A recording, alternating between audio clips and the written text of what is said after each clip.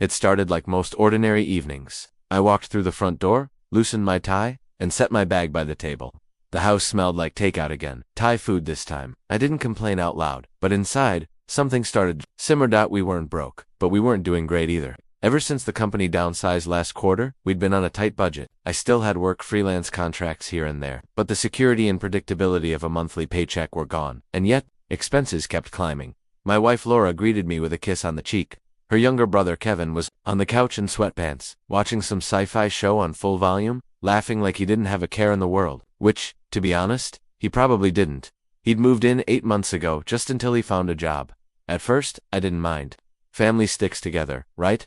But 8 months of free rent, free food, free everything. Been paying for his Ubers because he said his car was too unreliable. He ordered takeout almost daily. Streaming subscriptions, gaming platforms, snacks, all of it went on our shared credit card. I never wanted to come off as the bad guy, so I kept quiet. But the numbers didn't lie, and the credit card bills were becoming monstrous. That night, I'd had enough. After dinner, which, once again, I paid for, I sat both of them down at the kitchen table. Look, I started trying to keep my voice level. We need to talk about money. Laura raised an eyebrow. While Kevin barely looked up from his phone, I pulled out the last 3 credit card statements, highlighted and circled for emphasis. We're spending nearly $1,000 a month on extras, and most of it isn't even necessary.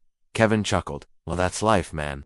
Stuff's expensive. I looked at Laura. I can't keep doing this. I've asked you both, more than once, to help cut back. I'm doing the grocery shopping, the bills, the mortgage, and now, I'm also footing Kevin's lifestyle. That's when Laura snapped. Why are you attacking us? She asked, crossing her arms. Kevin is family. He's going through a tough time. I tried to stay calm. I'm not attacking anyone, but I'm stretched thin. We both are, and I'm asking for help. I need Kevin to contribute even a little, or at least cut down the spending. Kevin rolled his eyes. Maybe if you had a real job, this wouldn't be a problem. That hit me like a slap. Laura didn't say anything to defend me. She just looked away. I stood up, heart pounding, and walked into the living room to cool off. 10 minutes later, Laura followed. I'm sorry, she said quietly, but you made Kevin feel attacked. You know he's sensitive. Sensitive, I said. I've been holding this household together by threads while he lounges on the couch, and I'm the bad guy. She didn't answer. That night, I barely slept. The next morning, I made coffee, packed my laptop, and went to a local co-working space. I needed space from the noise, the tension, the constant feeling that I was alone in this partnership. Over the next few days, I stayed away more. I found peace in quiet coffee shops and co-working hubs, places where I could focus on getting my freelance work done without being reminded of the unbalanced life I was living at home. Eventually, Laura noticed. She called me one evening. Are you coming home? Is it home? I asked. Silence. I didn't realize you were carrying so much. She finally said. I tried to tell you, I replied, but I got scolded for it. The next day, Kevin left. Laura had told him he needed to start looking for other arrangements. Apparently, it hadn't gone well, but it was done. And for the first time in months, the house felt quieter. We sat down together, talked, really talked, about money, boundaries, respect. She apologized for how she'd handled it, and I apologized for not being clearer sooner. Kevin was her brother. She loved him. I got that. But I needed to feel like a partner in my own marriage, not an ATM machine. In the months that followed, things changed.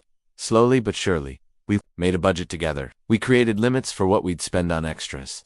Laura started picking up shifts at a part-time job, and, to my surprise, Kevin eventually found work and sent us a check to cover some of the debt he'd helped rack up. Not everything, but enough to show he wasn't just freeloading forever. Sometimes you reach a point where you can't carry the weight alone, and sometimes, speaking up makes you the villain, at least at first. But silence doesn't solve anything. I loved my wife. I still do. But love needs honesty. It needs balance. And as hard as that conversation was, it saved our relationship. So to anyone out there struggling with invisible burdens, speak up. Even if your voice shakes, even if it makes waves. Because staying silent doesn't mean keeping the peace.